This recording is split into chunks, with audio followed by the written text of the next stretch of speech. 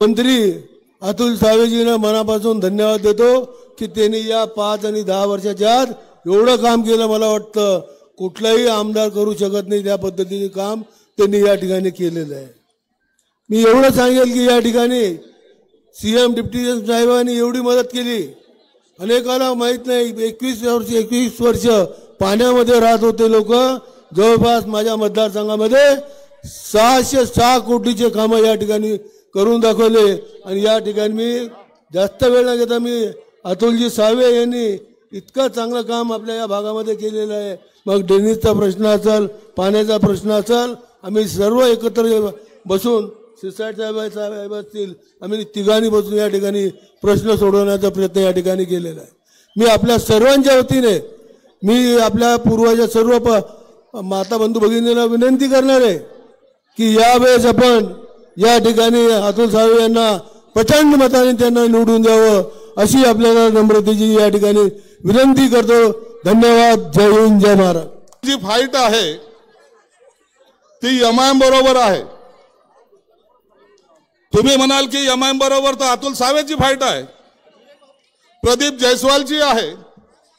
अरे माझी पण फाईट ही अतुल एमआयएम बरोबरच आहे, कारण की माझ्याकडे उबाटा गटाचा उमेदवार नाही आहे, तर तो एमआयएमचा उमेदवार आहे। निवडणुकीमध्ये काय काय कॉम्प्रोमाइज होतात हे मी पाहतोय। माझ्याकडच्या उमेदवाराने असं बोललं, इकडचा जो उमेदवार आहे, तुम उधर खड़े रहो, हमारे वोट उधर दे दूंगा और तुम्हारे वोट मेरे को दे दो। लाज वाटली पाहिजे ना, लाज। ज्यांनी माननीय प्रकाश आंबेडकरला सोलापूरमध्ये पाडलं या एमआयएमनी, त्यांचे मत त्यांना जाणार आहेत। एकही दलित माणूस एमआयएमला यापुढे मतदान करणार नाही, हे छाती ठोकपणे मी या ठिकाणी सांगतो।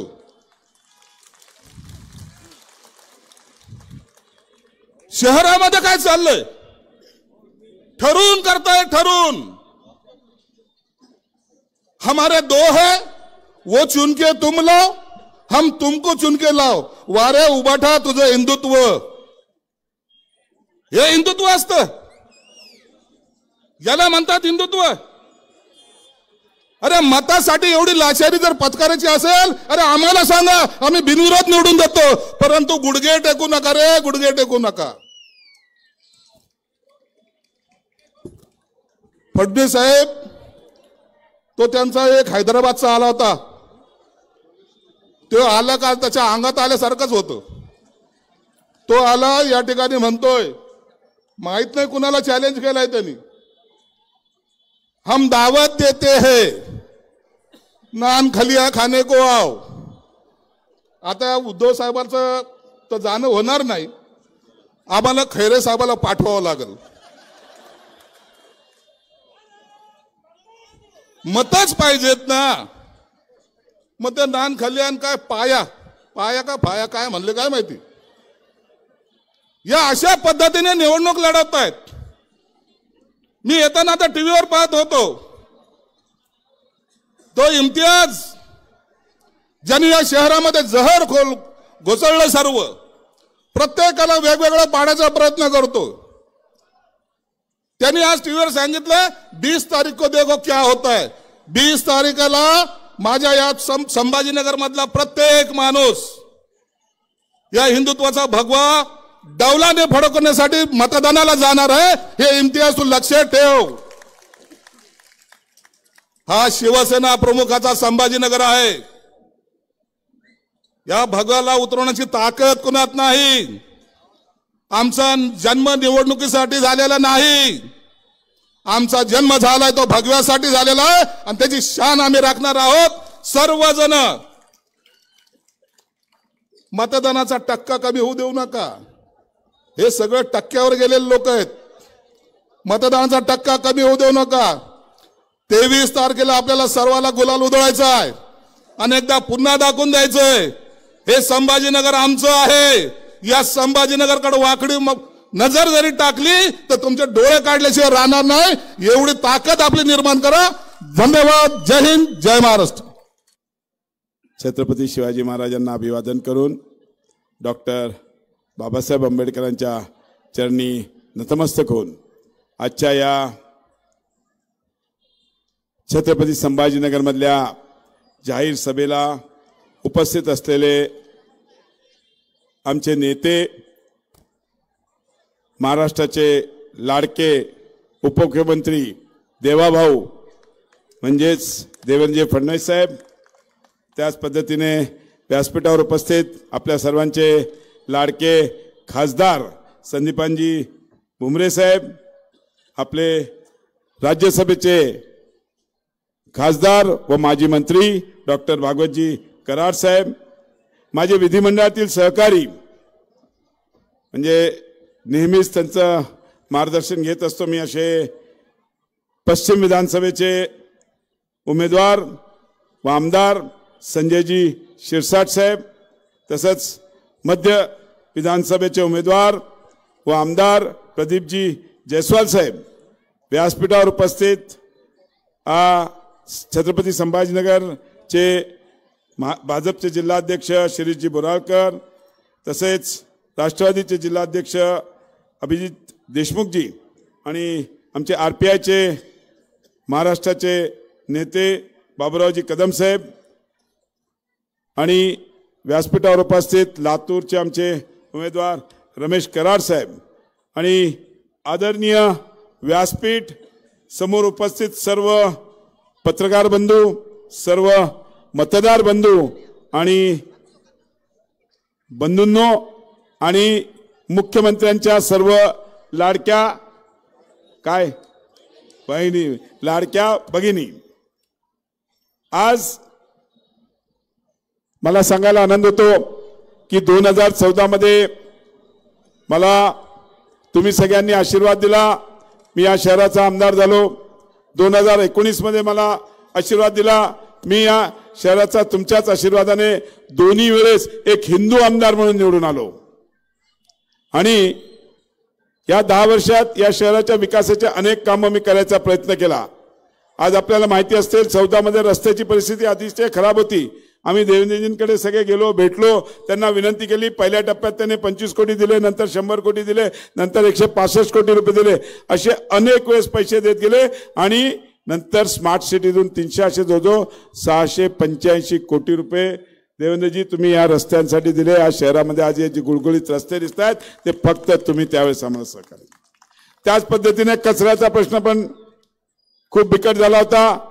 तुम्ही जवळजवळ 200 कोटी दिले, नंतर पूर्ण करण्याकरता जवळजवळ 300-350 कोटी रुपये आपण दिले. त्या माध्यमातून कचऱ्याचा प्रश्न मागे लागला. देवेंद्रजी, मागच्या 19 मध्ये तुम्ही मला शेवटच्या टप्प्यामध्ये मंत्री केलं होतं आणि मंत्री केलं असताना उद्योग हे खातं होतं, माझ्या आवडतं खातं होतं. पण मी आपल्याला विनंती करायला गेलो की साहेब, या शहरामध्ये उद्योग आणायचे असतील तर आपल्याला या शहरासाठी पाणी आणावं लागेल आणि ते पाणी आणल्याशिवाय होणार नाही. कारण की मला आठवत होतं सिमेन्सच्या सीओने सिमेन्सच्या सीओची मी आपल्याला पेपर कटिंग दाखवली होती की त्यांनी लिहिलं होतं की because there is a scarcity of water in Aurangabad, we are shifting our plant from Chhatrapati Sambhajinagar to Bangalore. आणि साहेबांनी मला आठवते रात्री तत्कालीन त्यावेळेस आमच्या UDच्या मॅडम होत्या, म्हैसेकर मॅडम, त्यांना फोन करून सांगितलं की छत्रपती संभाजीनगरसाठी ताबडतोब नवीन पाण्याची योजना मंजूर करा. आणि मला आज खूप खूप आम्ही तुमचे आभारी आहोत साहेब. पुढच्या 3 महिन्यात ही योजना कंप्लीशन मध्ये येते आणि सगळे आज जॅकवेलचं काम कंप्लीट झालेलं आहे, फिल्ट्रेशन प्लांटचं काम कंप्लीट झालेलं आहे. ज्या 56 टाक्या होत्या त्यातल्या जवळजवळ 35 टाक्या पूर्ण झाल्या आहेत आणि पाईपलाईनचं काम पण 90% साहेब पूर्ण झालं आहे. दर महिन्याला आम्ही त्याचा आढावा घेतो. तुम्ही पण आधी आचारसंहितेच्या अगोदर आढावा घेतला आणि लवकरच ही योजना या शहराला मुबलक पाणी देण्याची सुरू होणार आहे. साहेब, आपल्या माध्यमातून आज अनेक विषय आपण मार्गी लावले. आपण अजून एक किस्सा सांगितलाच पाहिजे साहेब, थोडासा वेळ घेतो साहेब. आज या शहराला पाण्याचा प्रश्न आपण त्यावेळेस होता आणि मी नेहमी मान्य मुख्यमंत्री एकनाथजी शिंदे साहेब ज्यावेळेस दावोसला गेले त्यावेळेस मी त्यांना एक पत्र दिलं होतं साहेब, की सांगितलं होतं की आमच्या छत्रपती संभाजीनगरमध्ये बजाज ऑटो नंतर कुठलंही ओई युनिट आलं नाही, तर एखादं ओई युनिट साहेब आपण तिकडून आणावं. त्याच पद्धतीने साहेब तुम्ही ज्यावेळेस जपानला चालले होते त्यावेळेस मी एका छोट्या चिठ्ठीवर लिहून आपल्याला दिलं होतं की साहेब टोयोटावाले लोक इकडे व्हिजिट करून गेलेत आणि आपण जर प्रयत्न केला तर नक्कीच या शहराला टोयोटाचं प्लांट येईल. आणि मला सांगायला साहेब खूप खूप मी तुमचे आभार मानतो की तुम्ही तिकडून आल्यावर ज्या पद्धतीने मला तुम्ही असं सांगितलं की yes I have done, I have got it. म्हणजे ते आम्ही जी विनंती आपल्याला केली होती तो आज टोयोटा किर्लोस्करचा प्लांट साहेब इकडे आलाय आणि जवळजवळ 52,000 कोटीची गुंतवणूक आपल्या माध्यमातून माननीय मुख्यमंत्री असतील, माननीय म्हणजे एकनाथजी शिंदे साहेब असतील, देवेंद्रजी असतील आणि अजितदादा पवार असतील यांच्या माध्यमातून आज या छत्रपती संभाजीनगरमध्ये एवढी मोठी गुंतवणूक येते. आणि या गुंतवणुकीच्या माध्यमातून येणाऱ्या काळामध्ये आपल्याला अनेक युवकांना रोजगार मिळणार आहे. जो 25 ते 30,000 युवकांना या माध्यमातून रोजगार मिळणार आहे. असे अनेक म्हणजे टोयोटा किर्लोस्कर आहे, JSW आहे, पिरामल फार्मा आहे, लुब्रिझॉल आहे, इथर एनर्जी आहे, कॉस्मो फिल्म्स आहेत, असे अनेक विषय आहेत साहेब. असे अनेक मी बोलायला गेलो तसं डॉक्टर साहेब म्हणले खूप वेळ झाला, पण या ठिकाणी मी माझ्या सर्व मतदार बंधूंना एवढं सांगू शकतो की संजू भाऊने म्हटलं ती खरी परिस्थिती आहे साहेब. आमची लढाई रजाकाराबरोबर आहे. हे रजाकाराची औलाद आहे. 17 सप्टेंबर मराठवाडा मुक्ती संग्राम दिवस असतो. हे त्या दिवशी येत नाहीत त्या कार्यक्रमाला, सांगतात की आज हे आम्ही रजाकारालाच मानतो. हा इम्तियाज जलील 5 वर्ष आमदार होता, 5 वर्ष खासदार होता, एकदाही मराठवाडा मुक्ती संग्राम दिवसाच्या कार्यक्रमाला उपस्थित राहिला नाही. अशा माणसाला तुम्ही धडा शिकवला पाहिजे. कॅबिनेटमध्ये पहिल्याच कॅबिनेटमध्ये संभाजीनगर औरंगाबादचं नाव छत्रपती संभाजीनगर करायचा निर्णय आमच्या मंत्रिमंडळाने घेतला, देवेंद्रजींनी एकनाथ शिंदे साहेबांनी घेतला. पण हा त्याला विरोध करतो, कोर्टात जातो. अशा या खासदार आमदार राहिला. माझी एक सगळ्यांना विनंती आहे, सगळे हिंदू बांधव आहेत आपल्या भागामध्ये. याने 5 वर्षात जयस्वाल साहेब तुम्ही नव्हता, याने 5 वर्षात तुमचे 19 वार्ड आहेत, मी पूर्ण माहिती आणली. एकही रुपया ह्याने निधी दिलेला नाही. खासदार म्हणून आहे. आमच्या आता पूर्वमध्ये आमचे 22 वार्ड आहेत, त्या 22 वार्डामध्ये एकही रुपया निधी दिला नाही. म्हणजे हे किती स्वतःच्या ह्यांचा स्वार्थी आहेत. मला विनंती आहे, ज्याने 370 कलमला विरोध केला, ज्याने राम मंदिरला विरोध केला, ज्याने आज छत्रपती संभाजीनगरचं नाव छत्रपती संभाजीनगर करायला विरोध केला, अशा माणसाला आपण सगळ्यांनी धडा दिला पाहिजे. माझी एवढीच विनंती आहे की लोकसभेमध्ये आपण बघितलं मतदानाचा टक्का कमी झाला. संजू भाऊने खरं सांगितलं की आपलं मतदान जास्त असू नये पण टक्केवारी कमी झाल्यामुळे आपल्याला मायनस राहिलो आपण.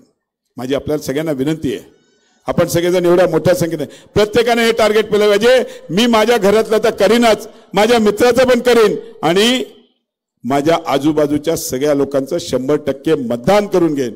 हीच आपण करावं एवढंच या ठिकाणी बोलतो. आणि पुन्हा एकदा आपल्याला सांगतो की आज राज्याचे मुख्यमंत्री एकनाथजी शिंदे साहेब असतील, राज्याचे उपमुख्यमंत्री देवेंद्रजी फडणवीस साहेब असतील किंवा अजितदादा पवार साहेब असतील, आपल्या संभाजीनगरला माझ्या माध्यमातून असो, संजय शिरसाट साहेबांच्या माध्यमातून असो किंवा प्रदीप जायस्वालच्या माध्यमातून असो, जर तुम्ही बघितलं तर या एका वर्षात जवळजवळ या 2.5 वर्षात जवळजवळ 2,500 कोटी रुपये साहेब ड्रेनेजसाठी पण आपण 196 कोटीची नवीन ड्रेनेज लाईन आपल्या शहराला दिली. तसंच CIDCO bus stand to Harsul T पॉईंटसाठी 80 कोटी रुपयाचा सिमेंट रस्ता दिला. साहेब जे गरवारे स्टेडियम आहे तिकडे इंटरनॅशनल स्टेडियम आणण्याकरता 120 कोटी रुपये आपण मंजूर केलेले, ज्या माध्यमातून येणाऱ्या काळामध्ये इंटरनॅशनल स्टेडियम होणार आहे, ज्या माध्यमातून सर वन डे मॅचेस आमच्या सगळ्या छत्रपती संभाजीनगरच्या लोकांना बघायला मिळतील. मी या ठिकाणी हे सगळी विकास कामं सगळी आपल्या या महायुतीच्या सरकारमुळे करू शकलेलो आहे. म्हणून मी आपल्या सगळ्यांना पुन्हा एकदा विनंती करतो की आपण सगळ्यांनी भरघोस मताने आणि एकजूट मताने करून मला विजय करावा हीच आपल्याला विनंती करतो आणि थांबतो. धन्यवाद. जय हिंद, जय महाराष्ट्र, जय शिवराय.